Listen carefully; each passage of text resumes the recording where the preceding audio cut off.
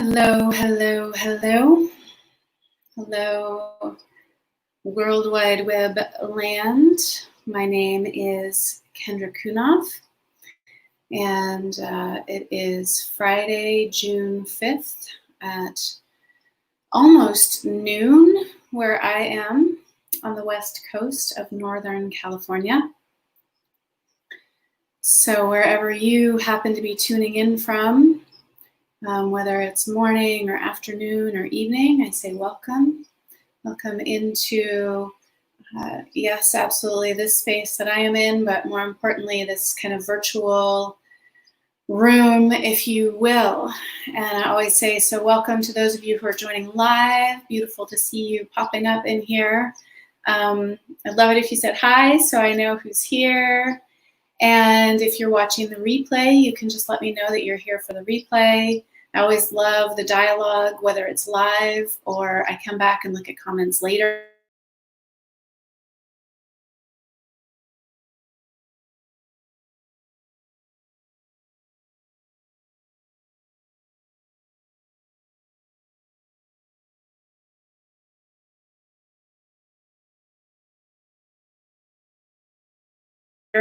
Agree your own life experience.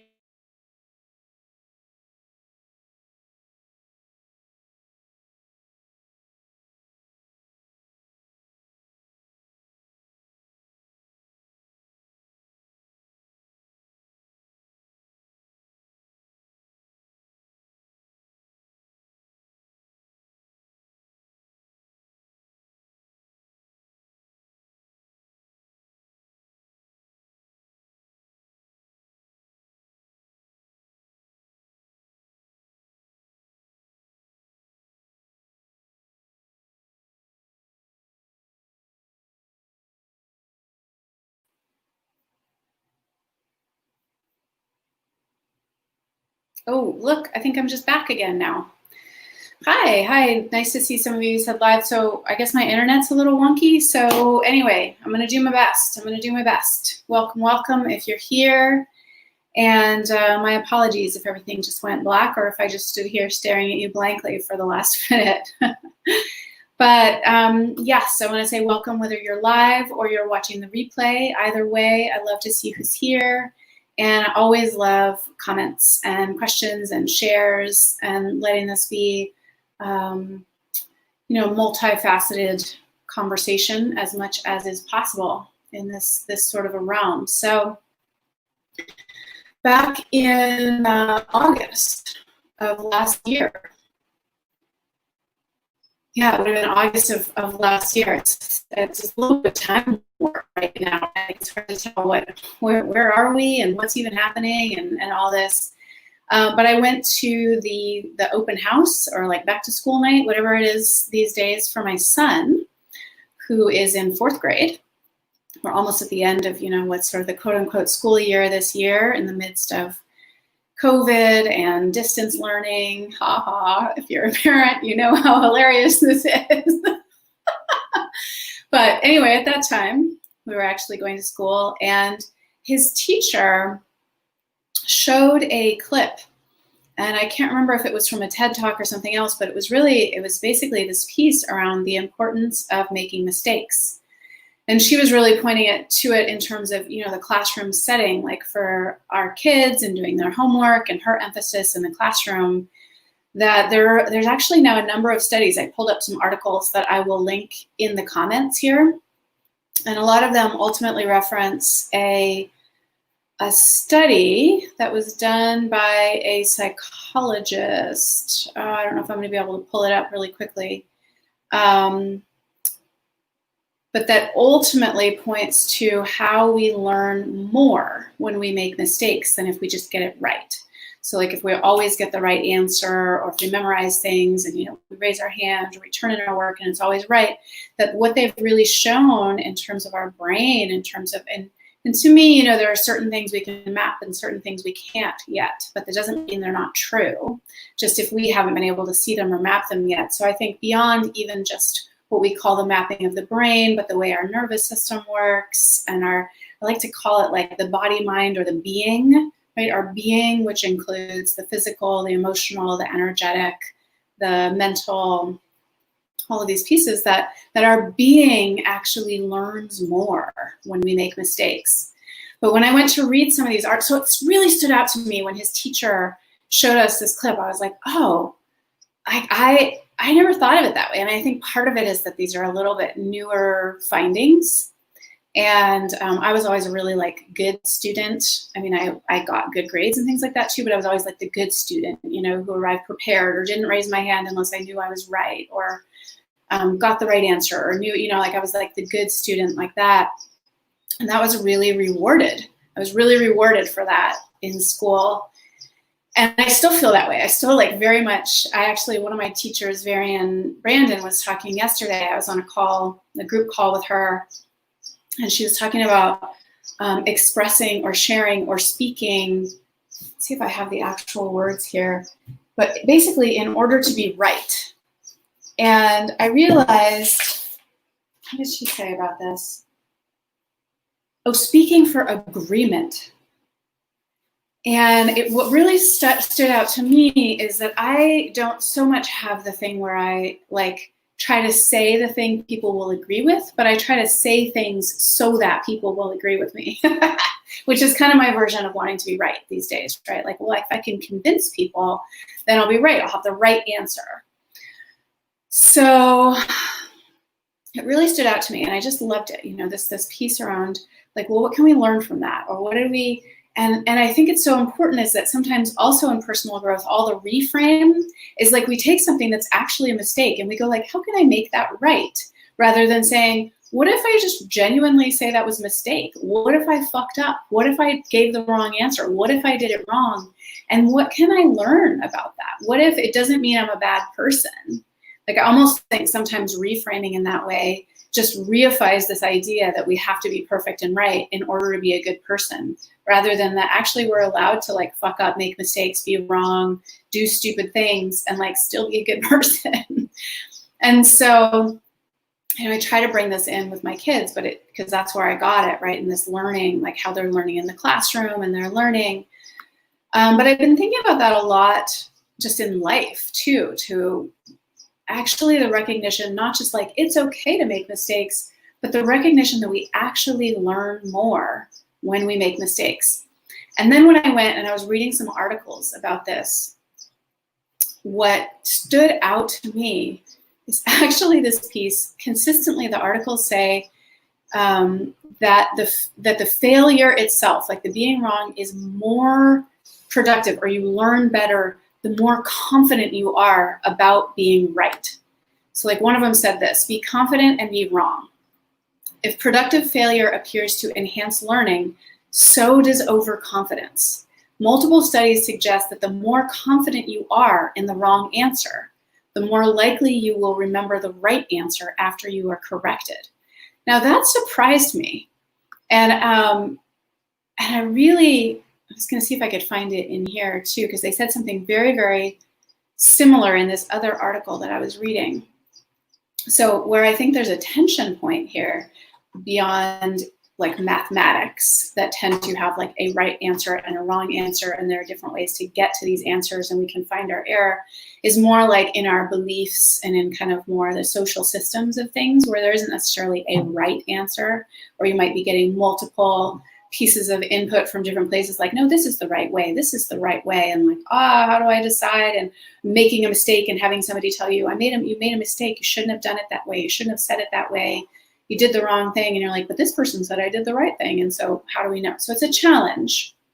And one of the challenges, that's one challenge. One of the other challenges is something I posted about not too long ago, which is confirmation bias. So what I was reading in these articles kind of goes against the idea of confirmation bias, but I can see the way that they actually relate, but that there's something about what I love about this idea of like the more confident you are in just saying, you I think the example they gave is like, what's the capital of Australia?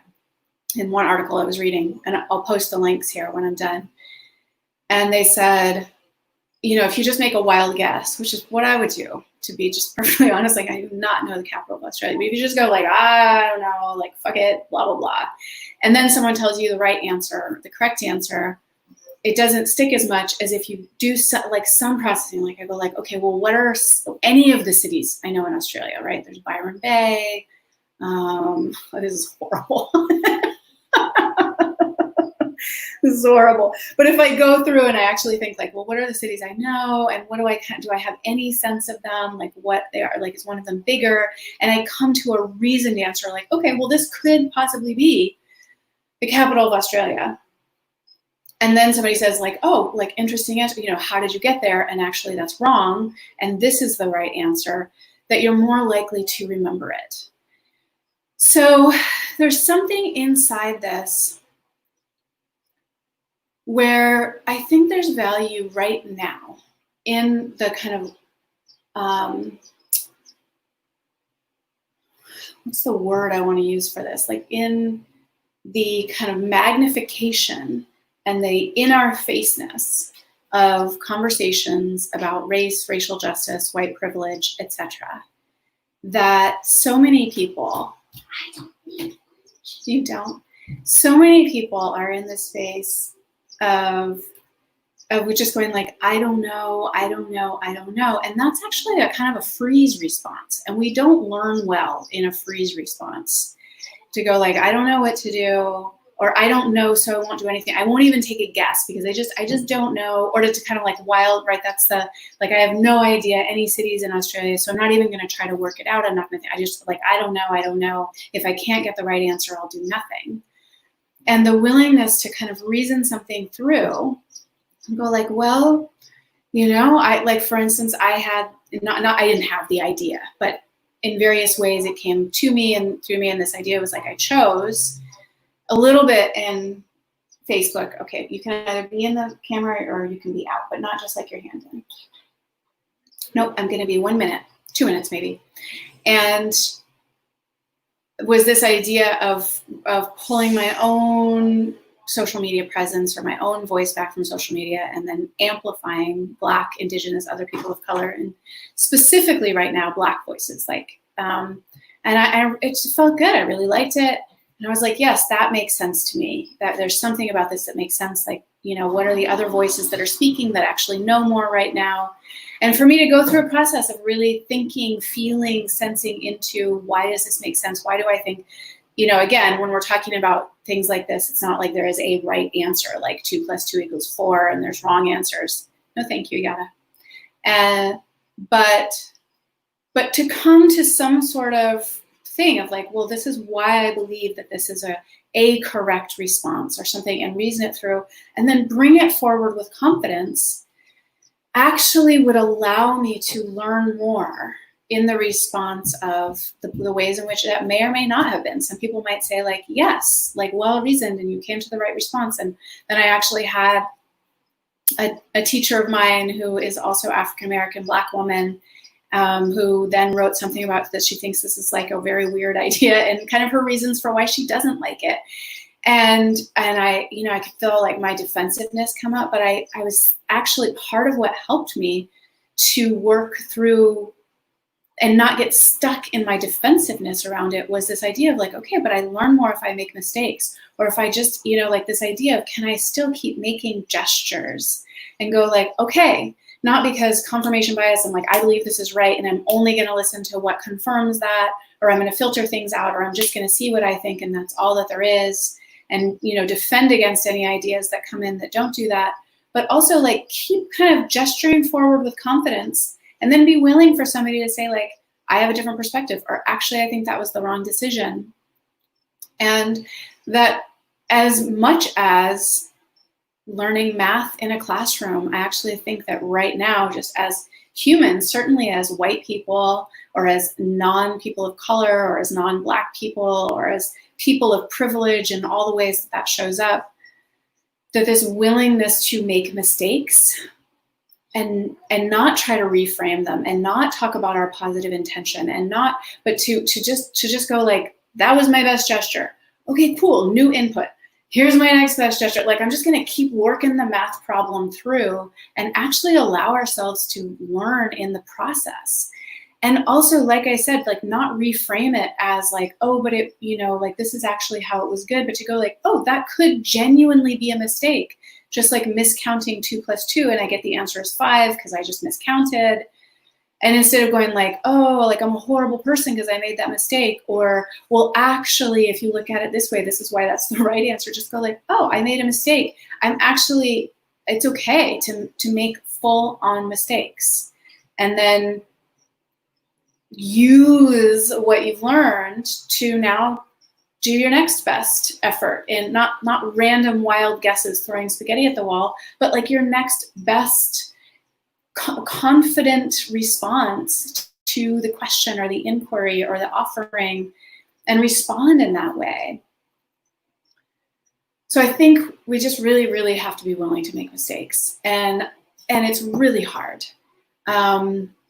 It's really hard. I think culturally that's really hard. And then there's this weird way that I think like quote unquote perfectionism has been put on top of like, I'm just a perfectionist and I just want to get it right. And it's like a veneer of protection that we put around like perfectionism, basically, and wanting to get it right in my opinion, is incredibly self-centered.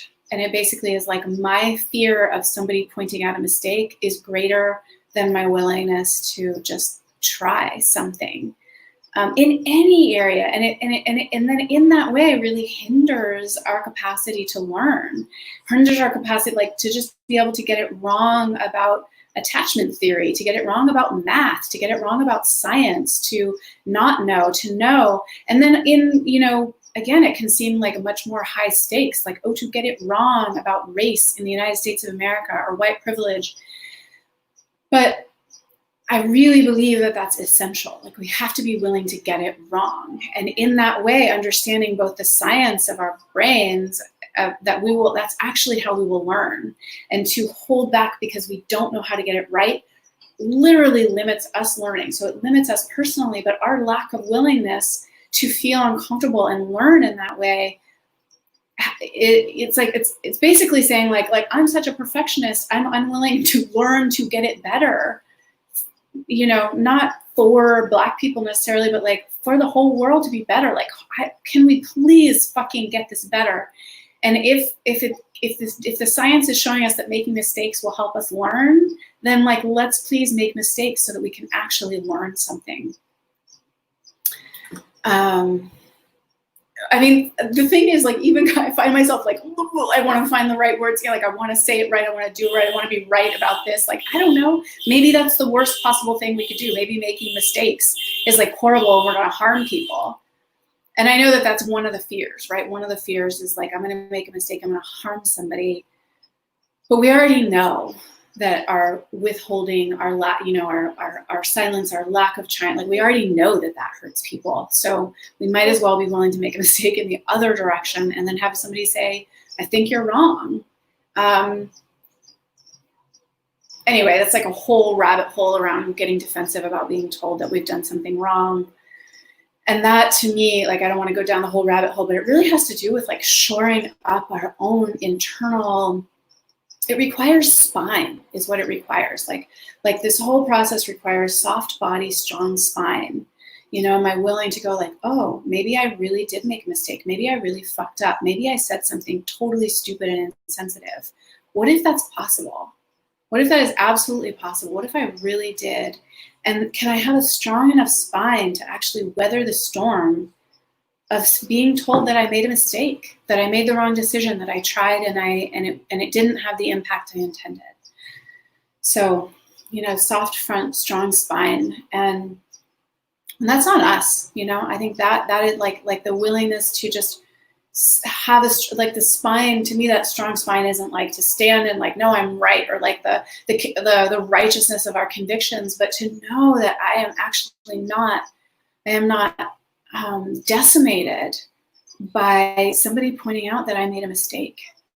And that's on us as individuals, the willingness to do our work, to have enough inner strength to weather the storm of being offered a different perspective, of being told you did it wrong. And sometimes, you know what, sometimes people are going to say that really, really kindly, and sometimes people are going to say it not kindly. And, you get to choose who you engage with and the spaces you engage with, and you do not have to walk into spaces where someone's going to yell at you if you do not want to do that. And can we also still be strong enough to weather the storm of like some random person going to come and they're going to yell at you and tell you did it wrong? Like, big fucking deal. Big fucking deal. So my little very imperfect quickie. As always, I mean, I really do love knowing who's here. I love knowing of course, I love it when you say, yes, yes, yes, that sounds fantastic. But I also love it when you say like, no, I think that I see it differently. Or this is how it is in my life. And this is the way that what you've said resonates in my life. And this is the way that what you've said doesn't resonate. Or this is where, this is how I'm grappling with it. I love to hear all of those things. I hope that, I was going to say, I hope you're having a wonderful day. I hope you're finding beauty. I hope you're finding beauty in your day, beauty and joy in the midst of whatever else is going on. I love you. Ciao.